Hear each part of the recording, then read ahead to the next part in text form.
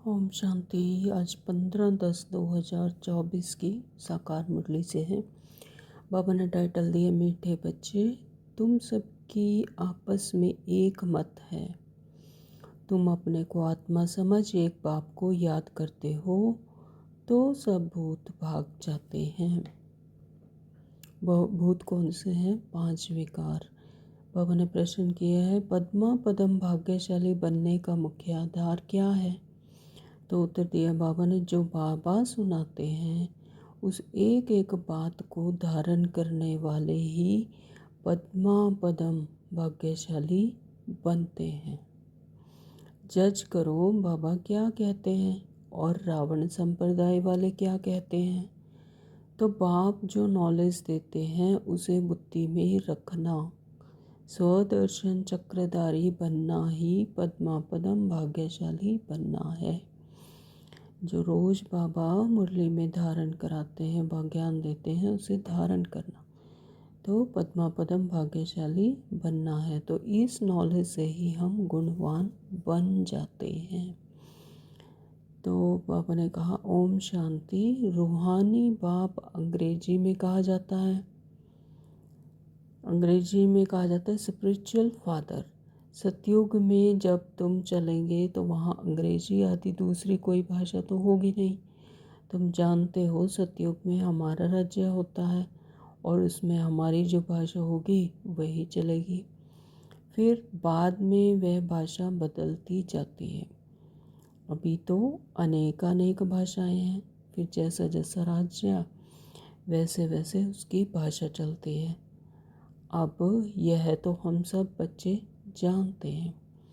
तो एक बाप को याद करना है, स्वयं को आत्मा समझना है ताकि सब भूत भाग जाएं।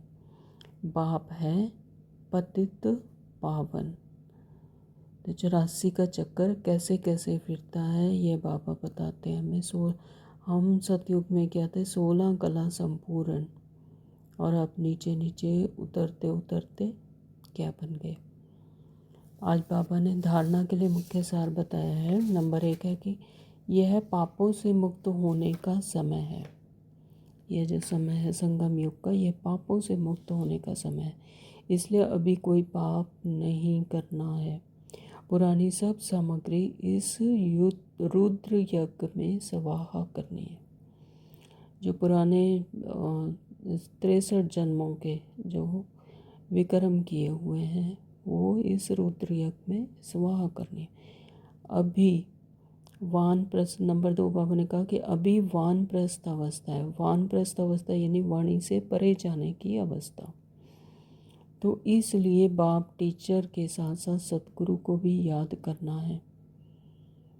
तो टीचर के साथ साथ परमात्मा हमें टीचर बनकर पढ़ा रहे हैं, तो सतगुरु को भी याद करना है जिन्होंने गति और सद्गति देनी है।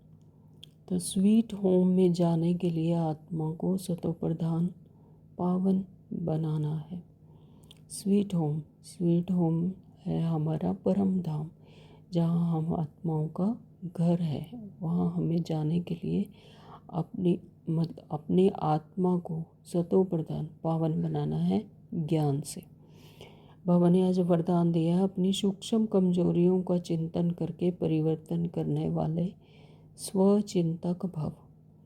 सिर्फ ज्ञान के पॉइंट्स रिपीट करना, सुनना, सुनाना ही स्वचिंतन नहीं है, लेकिन स्वचिंतन है अर्थात अपनी सूक्ष्म कमजोरियों को, अपनी छोटी छोटी गलतियों का चिंतन करके उन्हें मिटाना, परिवर्तन करना, यही है स्वचिंतक बनना।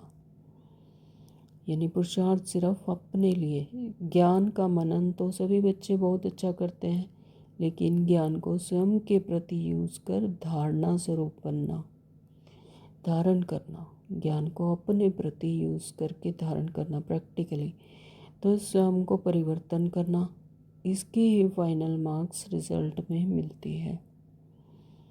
बाबा ने स्लोगन दिया है आज, हर समय करण करावन हार बाबा याद रहे तो मैं पन का अभिमान आ नहीं सकता। मैं और मैंपन के अभिमान से ही व्यर्थ आता है। तो हर समय करण करावनहार बाबा को अगर याद रखेंगे तो इस अभिमान से भी छूट जाएंगे। भक्ति में भी कहते हैं ना, तेरा तुझको अर्पण क्या लागे मेरा, मेरा मुझ में कुछ नहीं। तो ऐसे वह परमात्मा को करण करावनहार बाबा करवा रहे हैं, मैं सिर्फ इंस्ट्रूमेंट हूँ। तो ऐसे याद रहे तो मैं पन के अभिमान से भी छूट जाएंगे। ओम शांति। Thank you Baba.